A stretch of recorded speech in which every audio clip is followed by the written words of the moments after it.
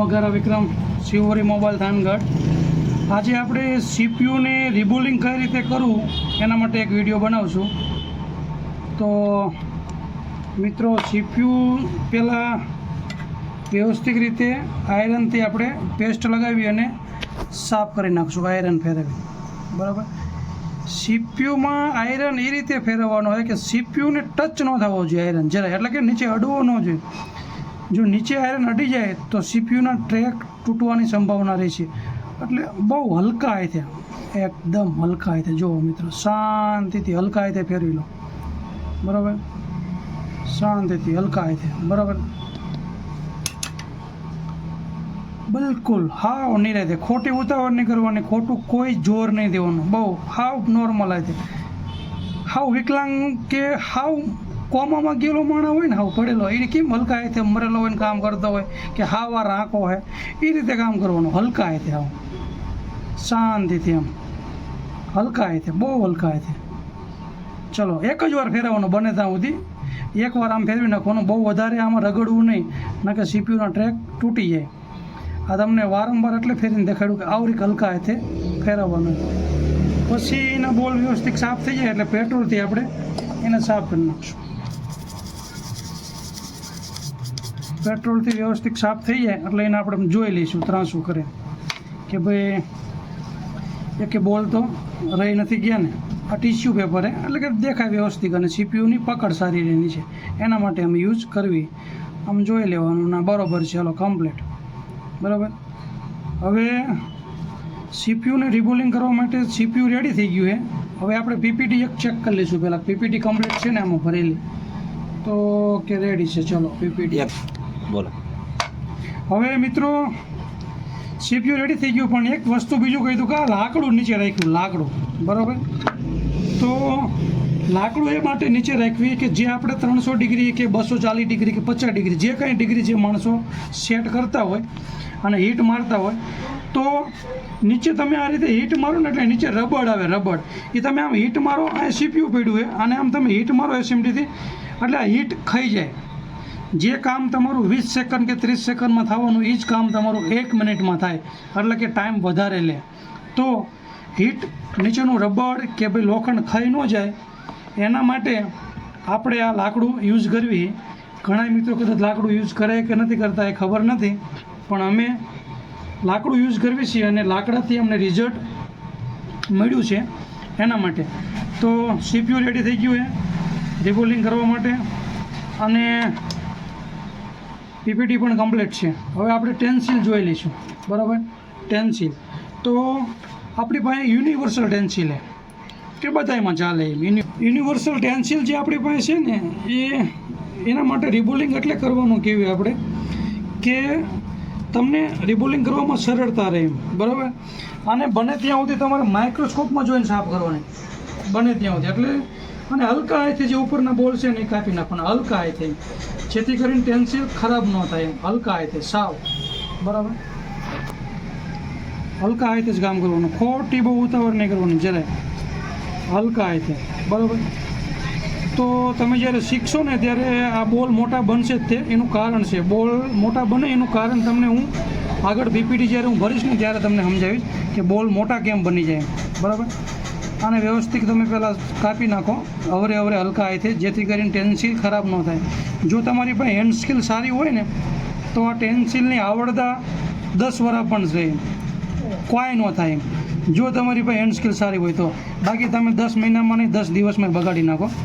બાકી જેવી તમારી હેન્ડ સ્કિલ 10 વર્ષ હોત હાલે ને આજીવન હોત હાલે. બરાબર. એટલે ટેન્સિલ કોઈથી ખરાબ થતી જ નથી. એટલે મિત્રો, ઘણા વ્યક્તિને એવું હોય છે કે ટેન્સિલ અમારી ખરાબ થઈ જાય છે, ફૂલાઈ જાય છે, એ તમારી હેન્ડ સ્કિલના લીધે. બરાબર. અને વ્યવસ્થિત સાફ કરી નાખશું ટેન્સિલને આપણે, કારણ કે થોડી બહુ ખરાબ છે.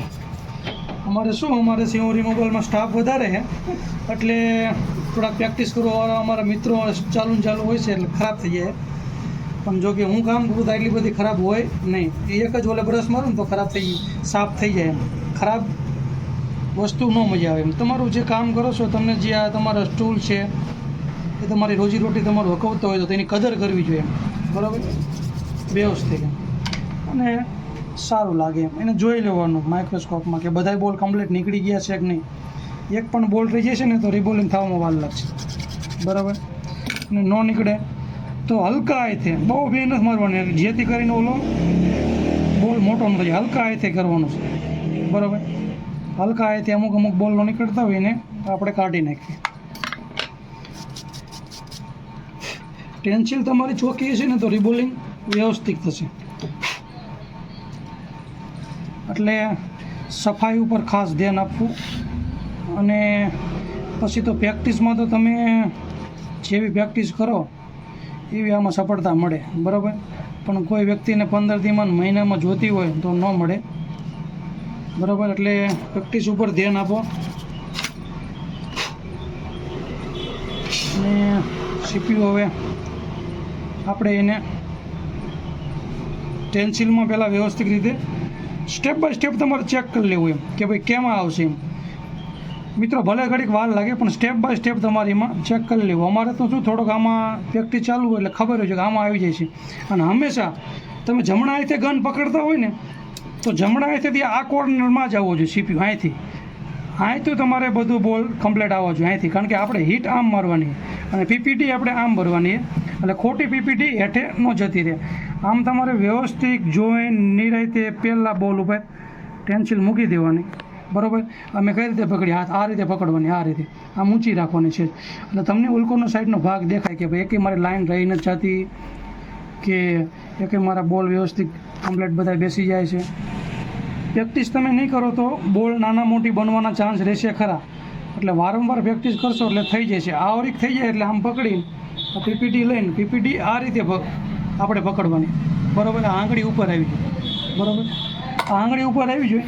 અને જ્યાં CPUના બોલ છે ને ત્યાંથી ચાલુ કરવાની. જ્યાં CPUના બોલ છે ને ખોટી PPT બહાર નહીં જવા દેવાની. PPT ખોટી બહાર જશે ને તો ખોટી વેસ્ટ જશે અને બોલ મોટા બનવાના ચાન્સ થઈ જશે. અને બહુ હલકા હાથે, મેં તમને આગળ કીધું એમ, કેમ માંદો માણા કામ કરતો હોય એનામાં તાકાત જ ન હોય એને ઘોડે એમ. હલકા હાથે, બહુ હલકા હાથે. અને બને ત્યાં સુધી આવરી PPT અવરે ભરીને પછી એને આમ ખેંચી લેવાની હલકા હાથે, બરાબર. ભી મારશો ને એટલે એ PPT અંદર કરી જશે વધારે અને બોલ મોટા પણ બનશે અને આજુબાજુમાં જોઈન્ટ પણ થઈ જશે, બરાબર. હલકા હલકા હાથે બિલકુલ એકદમ. જો હું તમને કદાચ લાગતું હશે કે હલકા હાથે જ કામ કરું, આવી રીતે સાફ કરી લો. પછી એકવાર આ રીતે મારી દો, આ રીતે કર તો વધારાની PPT બહાર આવી જશે. વધારાની PPT બહાર આવી જાય ને એટલે નાના મોટી એંગલ બદલીને કઈ હાલ PPT છે ને આવી ભરીને આ રીતે પહેલાં અને આ રીતે સાફ કરી લેવાની. આ રીતે હલકા હાથે, બહુ હલકા હાથે, બિલકુલ જરાય જોર નથી લગાવવાનું, બરાબર. પછી વધારાની PPT ખેંચી જાય ને એના માટે આ રીતે એક કટ મારી દેવાની, આ રીતે હામી. એટલે વધારાની PPT બધી બહાર આવી જાય છે. વધારાની PPT નીકળી જશે ને એટલે બોલ મોટા બનવાના ચાન્સ બિલકુલ ઓછા થઈ જશે, બરાબર. હવે એને આપણે આ રીતે આને મૂકવાની નથી. આ રીતે પકડી છે ને તો આ રીતે પહેલાં આમ પકડી લેવાની એટલે ટેન્સિલ હલરે નહીં. આ રીતે પકડી લેવાની. પછી ચીપટી લઈ લો, ચીમટી એને એ રીતે સેટ કરવાની જ્યાંથી રિબોલિંગનું CPU સ્ટાર્ટ થતું હોય ત્યાંથી બિલકુલ જગ્યા નથી છોડવાની, બિલકુલ. અને હલકા હાથે, ખોટી ઉતાવળ નથી કરવાની જરાય, હલકા હાથે, બહુ જ હાથે. અને આપણે આ રીતે પકડશું અને હવે રાખશું આપણે 230ની આસપાસ, બરાબર. 230, 28 અને એર રાખશું બિલકુલ 0, કારણ કે આપણી પાસે ક્વિકનું 857 કદાચ 2008 હોય ને તો થોડીક એમાં વધારે રાખશું, બરાબર. પહેલાં તમારે એને આમ ફેરવવાનું છે આ રીતે ગન કાયદેસર. આ રીતે ગન ફેરવો ધીમે ધીમે. એટલે શું વધારાની PPT આગી પાછી ક્યાંય પડી હોય તો એ મેલ્ટ થઈ અને આગી જતી રહે. અને PPTમાં થોડું ઘણું પાણી રહી ગયું હોય તો એ ધીમે બરી જાય. એટલે જેથી કરીને બ્લાસ્ટિંગ ન થાય બોલ બનવા હોય. ધીમે આમાં 2-5 સેકન્ડ હીટ મારી દો પહેલાં, બરાબર. પછી તમને એમ થાય કે હું હીટ લાગી જાય પછી તમારે સાઈડના કોર્નરમાંથી હીટ મારો અહીંથી આમ આ રીતે, બરાબર. જેવી તમે હીટ મારશો એટલે ધીમે બોલ બનશે, ધીમે બિલકુલ ઉતાવળ ન કરો, ધીમે બરાબર. ધીમે હીટ મારો હલકા હાથે, બહુ જ હલકા હાથે, નાજુક હાથે કામ કરવાનું. જરા પણ ભી લાગશે ને તો કાં ટેન્સિલ હલી જશે, કાં તો ચીપટી હલી જશે અને કાં તો બોલ નીચે આગા પાછી થઈ જાય છે, બરાબર બનવામાં. એટલે બિલકુલ હલકા હાથે કામ કરો અને રિબોલિંગ જેટલી પ્રેક્ટિસ કરશો ને એટલું વ્યવસ્થિત થશે. એટલે પ્રેક્ટિસ સૌથી વધારે માઇન્ડ રાખે.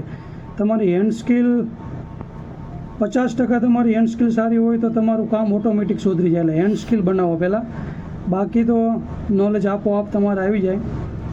એટલે મિત્રો રિબોલિંગ કરવા માટે આ રીતે જોઈ લો, બોલ બની ગયા છે બરાબર.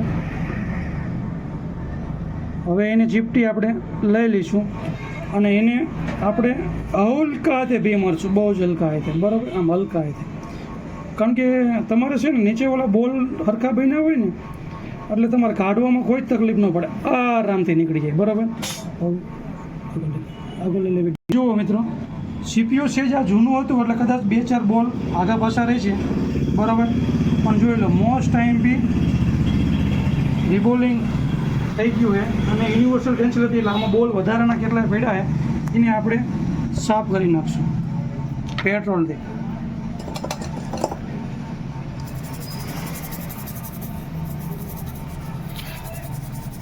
બરાબર. જુઓ મિત્રો, રિબોલિંગ કમ્પ્લીટ થઈ ગયું છે. એક આયન નોર્મલ એક બોલ રહી ગયો છે. એ બોલને પણ કેમ લગાવો એ હું તમને, જો કોઈને વિડીયોમાં મજા આવે અને શીખવું હોય કે બોલ કઈ રીતે લગાવો તો નેક્સ્ટ વિડીયો પણ એના ઉપર હું બનાવીશ કે બોલ કઈ રીતે લગાવો. બાકી એને આ વસ્તુ એક રહી ગઈ છે એ તો એક આખી અલગ જ છે, કારણ કે એ બોલ નથી એમ, એટલે કે આ બોલ રહી ગયો છે. બાકી 100% બોલ થઈ ગયા. અને વધારે તમારે આને ફિનિશિંગ આપવું હોય બરાબર તો હજી એકવાર એને હીટ મારી દો તમે બરાબર. તો આપણે એની ઉપર વ્યવસ્થિત આને રાખી બરાબર, એની ઉપર થોડીક આપણે પેસ્ટ મૂકશું બરાબર. થોડીક પેસ્ટ મૂકી અને એસએમડીથી હીટ મારશું એટલે કે બોલ અમુક સેજ કદાચ કોઈ આગા પાછી રહી ગયા હોય અને વ્યવસ્થિત ન લઈ ગયા હોય તો લાગી જાય અને બધા એનો એક સરખો શેપ આવી જાય બરાબર. આ હીટ મારવાનું પાછળથી કારણ એ કે કદાચ બોલ કોઈ નોર્મલી આગા પાછી હોય, કોઈ છે ઝીણા મોટી હોય તો શેપ બધા એનો સરખો થઈ જાય. બસ હીટ મારવાનું કારણ જ એટલે હલકા હતી હીટ થોડીક મારી દેવી.